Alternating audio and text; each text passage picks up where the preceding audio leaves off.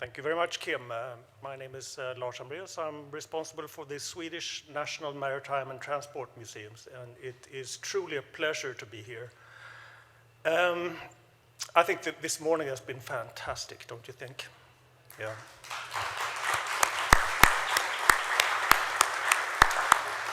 However, before kicking off the next hour, I would like to just take literally 1 minute of your time. So would you please all stand up? Please rise. You can shake loose a little bit. And then please do some squats, as deep as is comfortable, right? Some squats, right?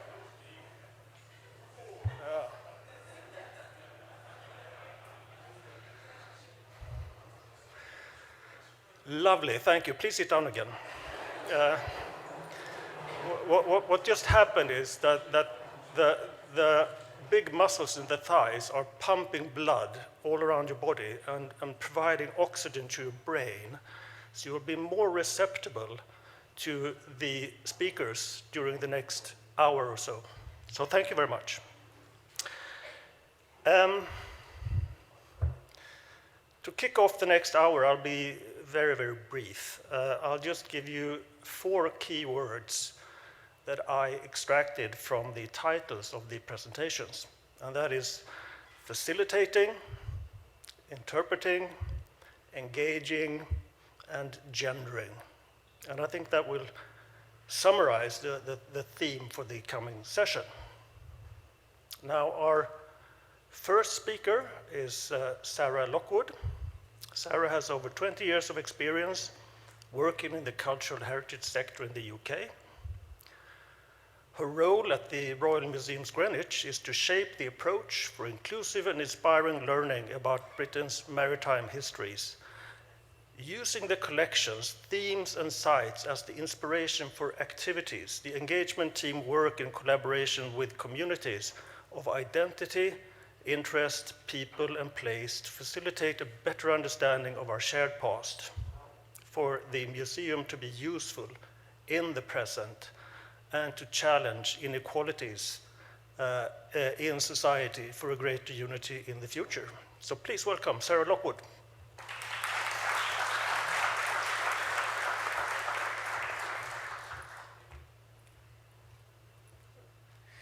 Good morning. Thank you to the ICMM committee for giving me the opportunity to share some of our experiences that we've had at the museum. I just want to start with a slight change of pace. I just want to say happy birthday to Andrew Barnes. So let's give him a round of applause. Okay, so in my opinion, I have the very best job in the world, and my role at the museum is to work with a really amazing team of talented people who facilitate learning and participation around our sense of place and our understanding of place in the world. The approach we take, that while there is a history of the world shaped by our maritime past, there are many perspectives and experiences of that history, and people have very different experiences of its legacies. To present a more meaningful story around the histories and legacies of Britain's imperial past, and to be a more useful organisation, to remain relevant and dynamic in our thinking, we are working in dialogue with a range of communities of identity to bring better context, to increase our knowledge and understanding, and to present a broader history. But this takes time and it takes trust to create a real equity into these conversations. We have a layered approach around a framework of understanding, building trust, co-production, and finally, relinquishing control. All of these impacts have outcomes in the galleries, the programmes, and how we shape experiences for our audiences, but most importantly, on the approach taken by our staff in their practice to share stories. So I have a series of headline projects that I'm going to share with you. There isn't time to go into detail for all of them, but please do have a chat with me if you want more information about any of them at any point. So to give you a bit of context, the National Maritime Museum in London undertook a transformational voyage between 2014 and 2018 with the Endeavour Galleries project, the making of 4 new galleries dedicated to Britain's maritime experience and interaction with the world. This project encompassed an audience development programme that was shaped around these pillars, all with the overall aim of removing barriers to make the museum more accessible. The galleries, which were Pacific Encounters, Polar Worlds, Tudor and Stuart Seafarers, and a non-narrative gallery called Sea Things, were created with the support and collaboration of communities that had been impacted by British exploration. In our conversations across the museum, we realised that we didn't have a... Sorry, can you hear me now? No. Okay, I'll slow down. Sorry, I haven't got long. In our cross-museum conversations around audience development, we realised that the museum didn't have a consistent way of talking about audiences, and a lot of the museum from the marketing side of it, were talking about lifestyle and lifestyle approaches. So what we wanted to do is really talk about people in terms of their motivations and their purpose for coming to the museum for engagement. We wanted to talk about where they lived, what they were interested in, how they identify, and who their social group was. So from the Endeavour project, we did have a series of headline learnings. I think for me, the main headline outcome was always ask people what they need. Listen and be flexible in the way that you respond, and then invest in the relationship. Building legacy opportunities and respect lived experience. There's been a lot of conversations around that during this conference. But also for me, it's very much around focusing on the journey and not the outcome. The most successful outcomes can be something that you hadn't considered when you started the project, and they should be if you're having a proper dialogue. This publication is available on our website, but I'm very happy to share a PDF with you if you would like me to. So, in 2019, we had a change of leadership at the museum. We said farewell to Kevin Fewster and we welcomed Paddy Rogers. Informed by the Endeavour Galleries project and responding to the current needs of stakeholders and a re-evaluation of our social purpose, a new strategy was mapped out. This is called Charting Our Course, and this was the start of a more audience-led approach. This is a visualisation of Charting Our Course, and it talks to who we are, why we are here, why we have relevance, and our guiding concepts. Maritime histories also speaks to all themes, so we prioritise these three areas to give a focus in how we present our stories. So the first of my case studies is around shared ownership, and it's Tangata Moana, which is our Pacific Advisory Panel. Tangata Moana means people of the ocean in Maori, and they worked with us on the development of the Pacific Encounters Gallery, but to formalise our relationship and showcase the commitment of the museum to working alongside the Pacific community in all aspects related to the Pacific Collection and to the gallery, we officially meet 4 times a year. There are 7 members. We pay them for their time, and we always provide hospitality when they come to visit. They also run our cross-museum sensitive histories training, and they advise us and they debate with us. When Jerry Bannister opened the conference, there was a question to him around conflict and how do you work around conflict. Well, I think that means engagement. People are actually wanting to have the discussion. I think the time that you need to worry is when there's silence. And I have been in that situation. So I'm very happy to share more information about that. Also, one of the advisory panel members said something very poignant to me, which was, can you call us up when you don't actually want something? Could you maybe see how we are and maybe just have a chat? And that's something that I heard very acutely. So what we really focus on is building a relationship of trust rather than transaction. We meet up outside of working hours and we attend community events to show our support. And we have a WhatsApp group to keep in touch. And we also talk a lot about cats. Gaining the trust of this community has not been plain sailing, and the direction of travel is still a process of review and re-evaluation. But in demonstrating our commitment to them as people and the resulting changes that have come into place to care for the Tonga in the gallery and to honour their ancestors, we have created a relationship in which we are all equal professionals, colleagues, and now friends. Migration, Heritage and Belonging was a project that was inspired by some of the outcomes of the Endeavour Galleries project. Whilst creating the interpretation for the Pacific Encounters Gallery, we developed a broader lens to view the history of Captain Cook. We took on board new information about the Tonga and the way that we care for them. We built deeper understanding of the impacts of British intervention in the Pacific, but this new approach made its way into the gallery, into co-creation projects, but it didn't make its way into the collection records. So we wanted to find a way that we could complete the circle, and we undertook this 3-year project. Now I have a film because I wanted the people who were involved in the project to tell you directly. So we are in the closing stages of the evaluation for this project, and this is actually a world premiere of this film, if it works.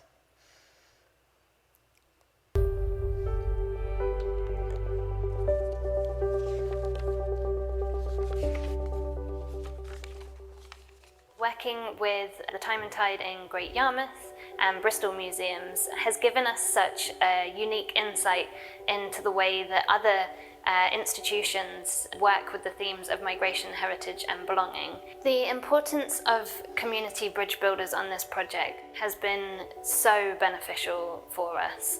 They have enabled us to reach audiences that we probably wouldn't have been able to engage with otherwise.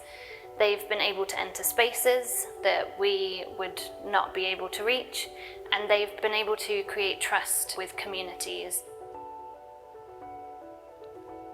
I was one of the migration, heritage, and belonging community facilitators. A lot of what I did included going out into the community, especially within the queer scene and the queer art scene, and really listening to what folks were interested in and what kind of stories they wanted to tell, and then bringing that to the museum and seeing how to make that more visible here. I really was interested in kind of providing a critical analysis of the museum collections, and specifically museum collections that feature people of Black, African and Caribbean descent. So we made 2 documentaries, and they were both featuring a group called Women Weavers Village, as well as the Caribbean Social Forum. In order to make this happen, I really had to take on the role of a listener and someone who could take that in and give those stories the attention and the space that they deserve. I worked with Fiona Compton of Know Your Caribbean, Serena Lee of Georgian Diaspora, and Kyle Ring of Inheritance. It was a really organic process. I felt like we were all involved in the decisions that were made.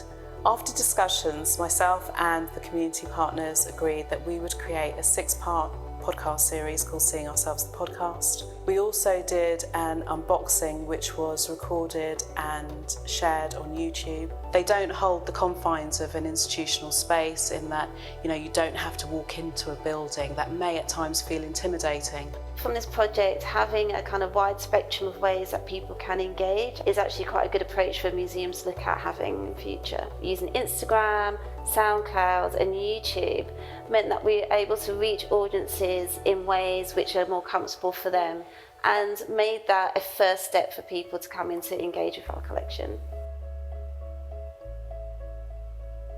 As part of the Migration, Heritage and Belonging project, one of our key aims was to collect 30 oral histories from diverse migration communities around Yarmouth living in the town today. We wanted to interview people from migrant communities because we realised there was a gap in our knowledge and our interpretation in the museum. We found that going through bridge builders like ESOL colleges and existing groups really helped us engage in areas where actually the museum doesn't have existing relationships. One of the things that's been common throughout all of the interviews that we carried out with people from migrant communities is the sheer determination and resilience of people who've come to the town from around the world. When it came to recruiting the community bridge builder, we felt that that person really needed to take a lead role on decision making within the service. It's all very well someone like me, a white curator, suggesting what might be representative of a community, but if that's not my lived experience, it's not really my right to kind of lead on a decision. In this project, I went out to collect stories of the Somali community and embed those into Bristol's history. So I wanted to record oral histories. The audio recordings are non-intrusive, it's direct. It's really important to have these voices online so people can be able to share with their family and friends all around the world. It's not confined to walls or shelves. We selected 720 images which were digitised and are now up on our online catalogue. When I was looking through the archives and selecting photos to be digitised, I looked in from the lens of what would the people from the Somali community, the Arabic-speaking community, like to see in these collections. What we hope to see in museums is something that we can reflect back to what's happening in the community. A co-productive approach is needed because museums need to be representative of everyone in their locality. That can only be achieved by having equal representation of the communities in the locality, in the workforce and in the collections. Okay, so those films, there are a series of films, we're just in the final stages of evaluation, and they will be available on our website soon. But the next project that was a legacy from that was Exchange. So this has very similar aims to Migration, Heritage and Belonging, but it is a much broader and larger project. There is a more formalised evaluation framework, and it is funded by the Arts and Humanities Research Council in the UK. We are a hub organisation working with National Museum Scotland, and there are 7 regional organisations. I'm sure Matthew will be able to share their experience. Sorry, I think I've run out of time.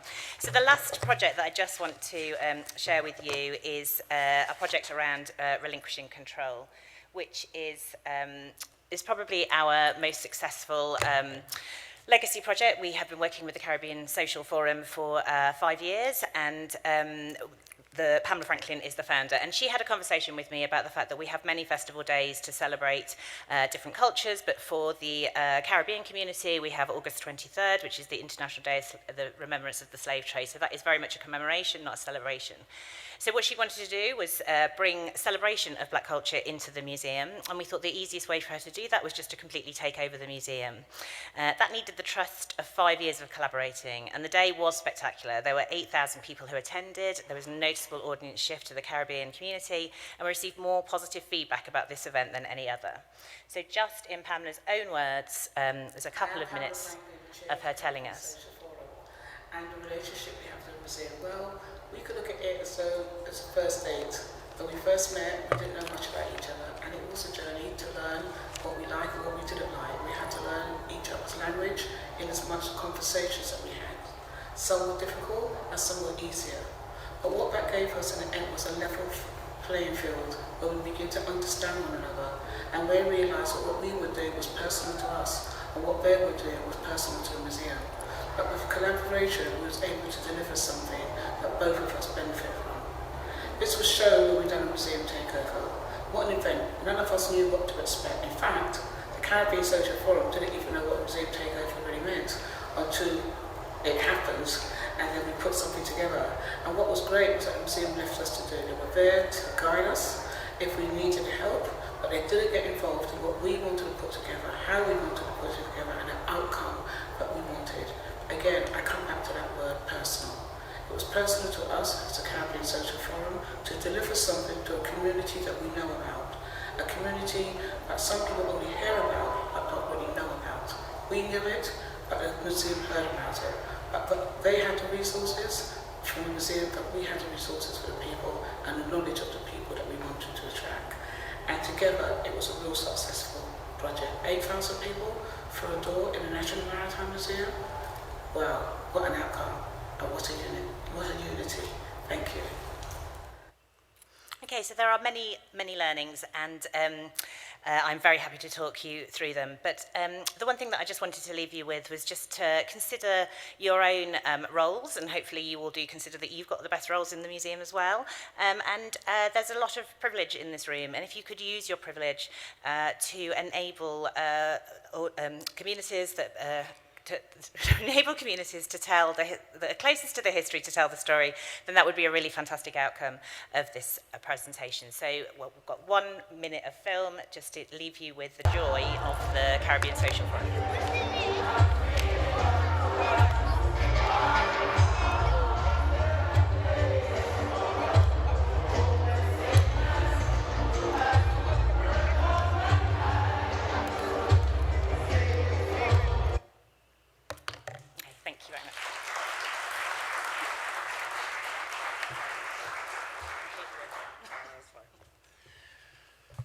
Thank you very much, Sarah, for that inspiring talk.